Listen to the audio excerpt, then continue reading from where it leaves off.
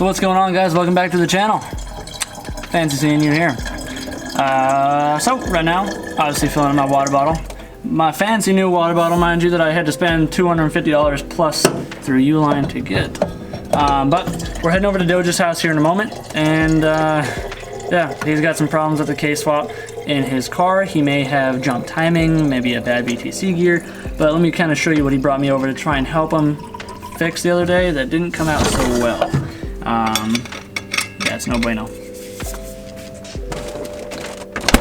So this is Doge's cam from his car. So basically, I don't really know. I'll let him explain exactly what happened. But essentially, I think just something jump timing for whatever reason, or something to do with the VTC gear being bad or worn out or something. But this dowel was stuck in here. I know you can't really see that. Oh, guys.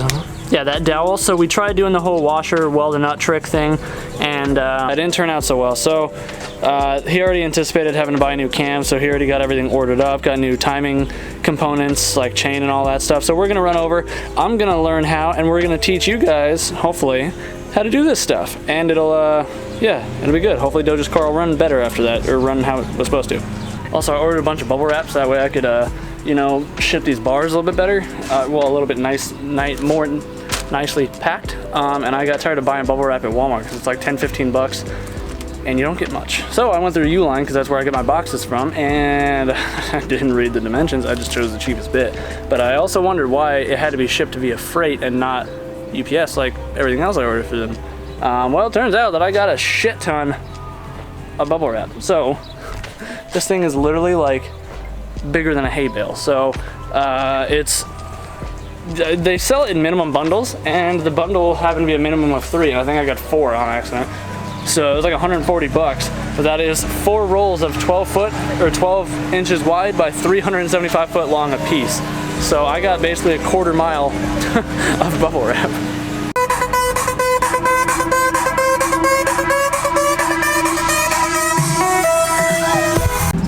So I don't know if you guys have ever seen that motorcycle guy that's out here in Arizona that does like the Deadpool stuff, gives people roses and stuff at red lights. He's here at the gas station with me. Interesting. Forget his name. LeVar the Motorman. I've met him a few times. He's cool, but yeah, weird to see him on my side of town. So they're pretty good. I think you go to somewhere. Well, we are at Doge's. Been here for a minute actually. Now that I don't know. I guess I'll just let him explain. So yeah, I don't know. You guys gotta just kind of see what is going on here. So. Like I said, what was the main issue that you actually had as to why you had to change the cam? Yeah, so I was throwing a P0341 error. So it was a CMP, so the cam pulse A sensor, which is on the intake side, compares pulse rates to the crankshaft, and they weren't syncing up. And it was only idle and only sometimes. So I was playing around, trying to learn when it was doing it, when it wasn't. Otherwise, it was driving around fine, power came on great, everything seemed happy, so I was hoping it was just a ghost error or something. Anyways, went through some troubleshooting. The only other thing I'd really touched in that related hardware software stuff was the VTC. I swapped out to a 40 degree. I did have some struggles with that, admittedly. Gotta struggle sometimes when you're learning. And sometimes you break a few eggs too. I don't know, I'm mixing metaphors, but. Completely dark. Yeah. Sorry. Tannin. Anyways, yeah, so I screwed up the first time I put the VTC together. Things weren't totally aligned. There's no dowels on there to align it, so careful if you're doing this, guys. Mashed it together like an idiot, rushed it, my fault. Tried it a second time because it wasn't totally fitting together well. Still had some issues, but it seemed to actually fit together. Got it installed. Everything seemed kosher. Fast forward to my P0341s. Finally took the VTC out. I don't know if you guys are going to be able to see this or if we got enough lights. Yeah, probably not with this lens, but... So this is my old one. It's already kind of loose. I've taken it apart. But on the flip side, what ended up happening, and they do warn you about this on the guides, you can see that little, the little mark right here. Yeah, you can see it. That's the dowel that's supposed to fit into this keyway. Don't know if it happened the first time, the second time, but I screwed up. mashed the dowel in pretty good, damn near flush to the lip of the camshaft. Yeah. We tried to get it out. Yeah, which is the cam that I showed you guys before we went over here, how there's the little thing, and I told you the weld kind of melted over and we couldn't get it out. That was what he was doing. But so we ordered some new cams. So I said, all right, I screwed up. I tried to clean this thing up as much as I could, didn't feel totally comfortable with it. So I went ahead and ordered a replacement RBC. I have it, sorry, rewind a little bit. I have this pins using a Track Tough, shout out Track Tough, a 40-degree pin in there. So I'm gonna go ahead and transfer that to this replacement RBC gear, just so I can be done with that. No, I don't have any jank together parts, hopefully. I ordered a cam set from another dude in California, and any of you eBay shippers, anybody shipping stuff online, please, please, please take care of your customers. That's what they are, they're people. I've kind of mutilated this box taking it apart, but this is not adequate to ship camshafts. Yeah. I have no words. Just like this in between, not even on the ends of the gears or anything. So that end has the foam on it, but he didn't wrap anything. It was just this foam. So yeah, in this box that was barely big enough. It's a catalytic converter box, if you can see some of the wording on it. Yeah. So I take it apart. I'm getting ready to, I'm jazzed because I've been waiting all week, and then lo and behold, you can see all the damage. I'm not worried about the damage there. I'm worried about the damage, you know, like along here. You can still on the see guide. it on a wide angle too. Yeah. So it's actually kind of mushed the surface down, and that, if you guys haven't taken valve trains apart before, this actually rides. It's a bearing surface. It helps to locate the rest of the assembly. All these smooth parts are under cam caps, and that helps. You know, it's loaded down and it keeps the spinning in one direction, not all wobbly and crazy. If I put this in my engine, it's going to chew up the bearing surface, and I'm going to have metal all throughout my engine. Yeah. Sorry, dude, you saved yourself, I don't know, $5 on a box. And some foam. Or some packing. Yeah, so anything. This is going back to California to the guy that sold it to me, and I'll be getting my refund on eBay. It's disappointing. Yeah, again, just disappointed. I'll put in another order. It's just time wasted. That's all I'm bummed about. So. Which means this car is down for just that much longer. So, I mean, we've said it before, K-swaps and everything, it's not an overnight sensation. Or it's not an overnight swap by any means. So, yeah, so Doge's cars, the eggplant is down for a little bit. But, no.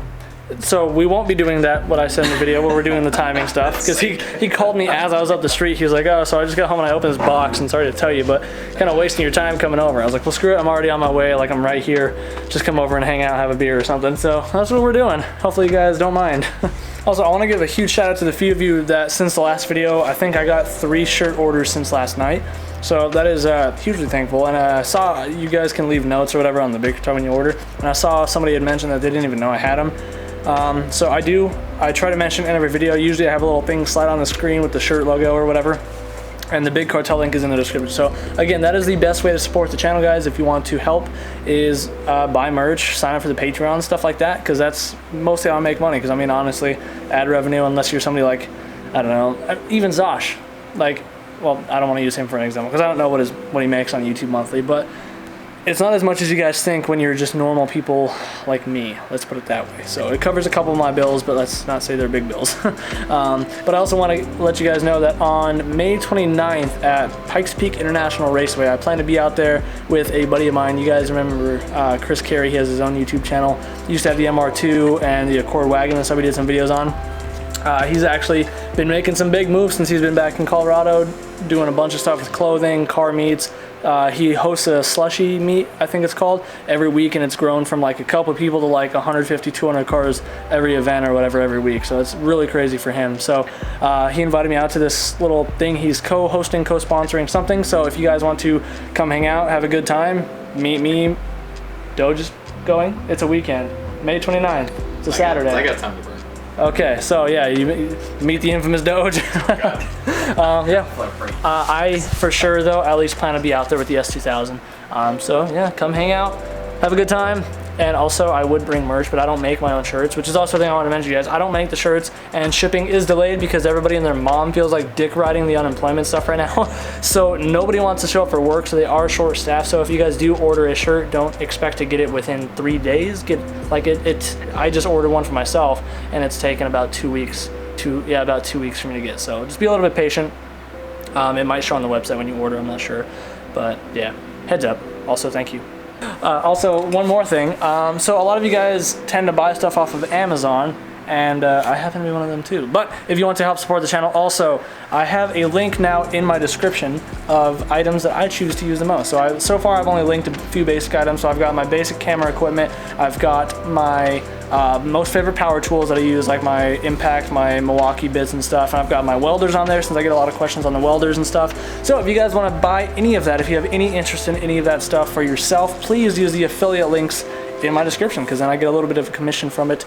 But you have to use those links, because if you don't, they don't know it's me, because it's tracked with my associated ID. So yeah, that's the next best way you can help support me, is buy through my Amazon links for the products listed below. Appreciate you. Yeah, so you guys were probably making fun of us a couple videos ago when we couldn't get the crank pulley off. And I watched some videos on YouTube, and they said this is the cheater tool, so do it. It's a 19 mil that weighs, I don't know, how much would you say that is? £1.5 pounds? So that's probably like 4 pounds. God. It's got some chunk to it. Yeah, no, that's heavy. So it's pretty cool. I mean, you know, normal 19 mil, it's not gonna have that much outer weight on it. So this is kind of like using an impact screwdriver by hand, not with the hammer, or yeah, not with the hammer or anything. There's times where you just got a little more heft to it. That's what this is supposed to do, is amplify your impact, make it stronger than a DeWalt. Keep telling yourself that. I really hope you guys don't mind this being just like a hangout video, since plans got ruined, but I just wanted to get some content out there for you guys, since I've been doing nothing but sitting anxiously at home all day because I'm waiting on my parts from the water jet shop yet. It's the only part that sucks. Waiting. So I'm trying to get these bars all shipped out, or made up and then shipped out, because I don't like people waiting. Gonna do more local shoutouts. Show off these guys that'll be coming out in a minute. Local who? My injector. Oh, AUS, yeah, AUS Injection is a really good injector, like rebuilders, manufacturers, cleaners out here in what, Chandler? Yeah, Chandler, yeah. That's where I got that's where I get all my injectors serviced at. They're cheap. Well, I don't know what, I've never compared prices, but they're like 25 bucks for a rebuild, yeah. Yeah. And they give you like the spreadsheet and everything of like all the injectors, the flows, the resistance, blah, blah, blah, before and after. But they also make their own injectors, and they're good. Yeah, I picked up, so I'll be doing an E85 tune. See if I pick up any. Because he's rich. Yeah. I got a fly on me. That boy rich. I don't know about that. No. Yeah, I'm gonna be broke after all this shit. So what was kind of cool, their 650s were only a couple, but like $2 or $5 more than the 550s. So I was like, hey, screw it. That's right about 40%, I think. They give you plug and play adapters that'll plug right into the stock harness. Yeah, they look kind of cool. So excited to get those in eventually when I get to that point right before tune. Yeah. We'll get everything going. So someday. All that just to get beat by a K20 Integra. No. His car's gonna poop on my Integra. I'm gonna full launch that diff. Yeah, no, his car is definitely gonna poop on the Integra, because he runs just as sticky of tires as I do, but he also has LSD, and he has more torque, and he's gonna be cooling with the AC on. Like, it's not even fair. Everything that I should have done originally that I'm probably never gonna get the chance to do because I hacked up my car too much, he did, just casually. Mention, because EK life, everything just bolt in. Big Aggie cars. Yeah. Mention in the comments how excited you guys are for Chris's upcoming 4-door DA build with AC, power steering. Honestly, at this point, I'd rather do like a 4-door EG. That way, just everything is just there on the market. Like, as much as I like fabricating parts, what if I get like T-bone? Like, I only have one extra door. You can't find DAs in junkyards. Like, what if? What about some of those dudes that did? So they have the, they would graft on the doors from the 4-door, the EJs, and they make a 4-door hatch. Oh yeah. Have you seen that? Do that with the EG maybe? They got enough room back there?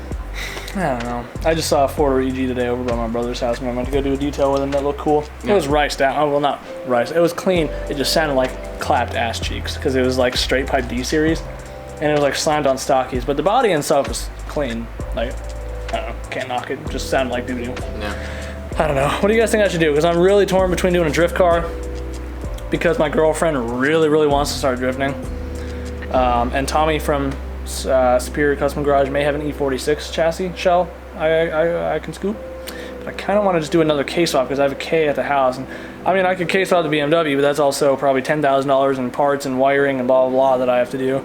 Whereas case swapping another chassis, I can probably hit up a couple guys. I know JBtuned still sponsors me, so I can probably get some fuel lines from him. Hassport is hit or miss, but if they say no, make my own engine mount. I don't know. Or like the ore out of the earth over here. Yeah, I don't know. Figure something out. But I kind of want to do another good Honda build now that I have so much more knowledge and skill than I did when I first started my Integra build. Because I'm just way too lazy at this point, unmotivated to rip my car entirely down and start from scratch. At some point, yeah, but right now it's just like I need so much money because I don't want to do it myself. I want to send it off to a body shop. I want to do all that, get it all done right, and then do all the wiring the right way, which is going to be lots and lots of labor and parts, like sourcing and stuff. So I don't know. Let me know what you guys want me to do. Wow, this is already a 4-minute clip. I think we're already at like a 13-minute video of just talking. I am so sorry. This is probably just a horrible video. Please don't hate me. Have a beer, guys. Yeah. Get back and relax. It's Wednesday. Just kick it. Wednesdays with the boys. Since everybody stopped hanging out on Saturdays. It's been a minute since we've done a Saturday for the boys. Those were fun videos. Alright, so before we end this video out, I guess from a bunch of nonsense, Dojo will take apart the VTC gear for you guys to kind of get a feel for it. Yeah, I'm gonna hit the old impact here. I can't remember if factory uses Loctite or not. I should probably just hit it with the torch real quick. Guess we could do that. Cut to me burning some shit real quick. In a controlled environment. On my wooden bench. With oil and brake fluid surrounding it. Yeah, I haven't lit oil on fire yet.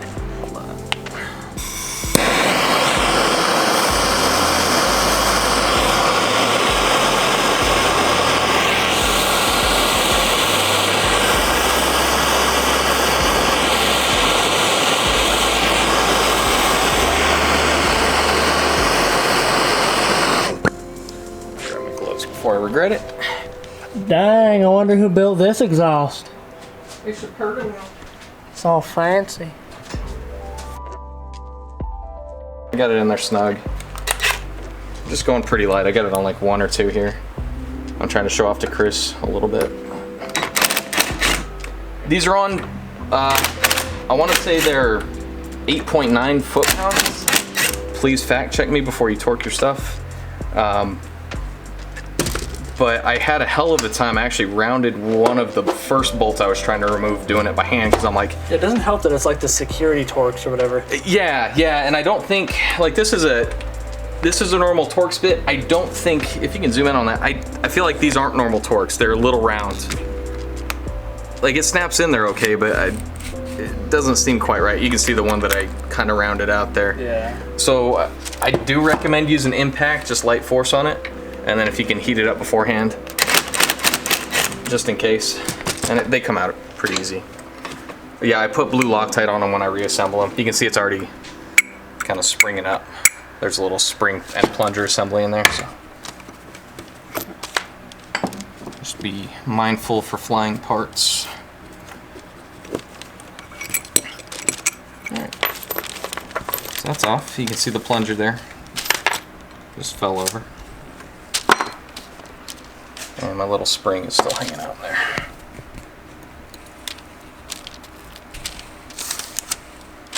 So what I'm going to do is just kind of clean this up, but you can get an idea of the mechanism. You can see this, how this might cam over as you get oil pressure. So if I can actually get her to go. Maybe next time, kids. Oh. Drop everything out. There's the rest of it.